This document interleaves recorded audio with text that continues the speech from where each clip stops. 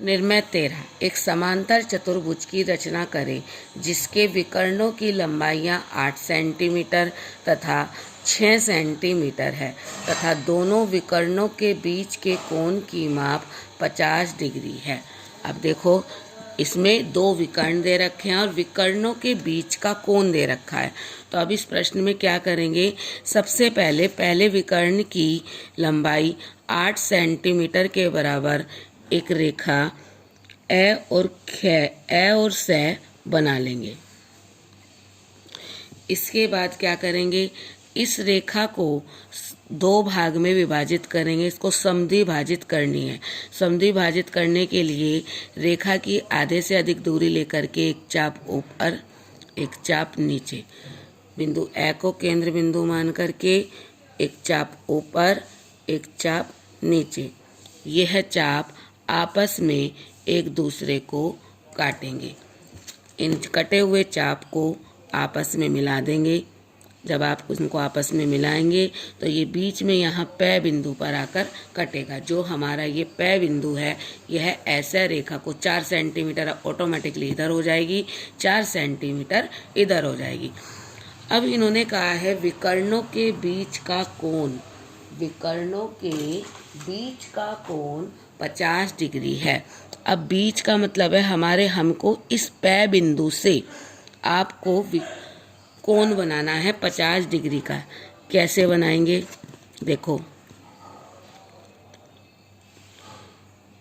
ऐसे compass paper का इसको चंदे को उल्टा रखें 50 डिग्री, ठीक है। फिर सीधा रखें 50 डिग्री,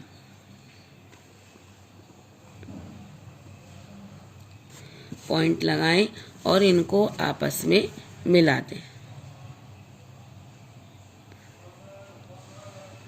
और मिलाते हुए एक रेखा बना दें। अब इनके बीच का जो ये कोण है वो हमारा 50, ये भी 50 डिग्री है और ये भी 50 डिग्री है।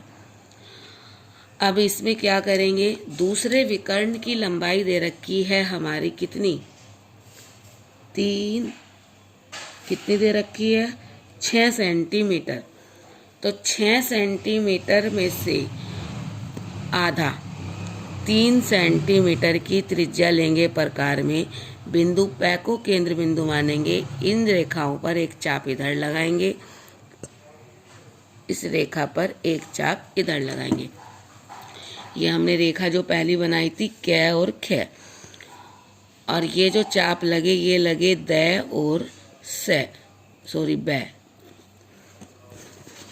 अब दै और ए को मिला देंगे, ए और बै को मिला देंगे, बै और स को मिला देंगे, दै और स को मिला देंगे। तो ये इस प्रकार से हमारा समांतर, ये है 3 सेंटीमीटर, ये है 4 सेंटीमीटर, 4 सेंटीमीटर, 3 सेंटीमीटर। तो इस तरह से, और बीच में 50 डिग्री का कोण है। तो 50 डिग्री का कोण बनाते हुए रेखा बनाई। पहले एक रेखा उसको समद्विभाजित किया। इस तरह से इस प्रश्न को पूरा करेंगे। ए बै स दै ही हमारा समांतर चतुर्भुज तैयार है।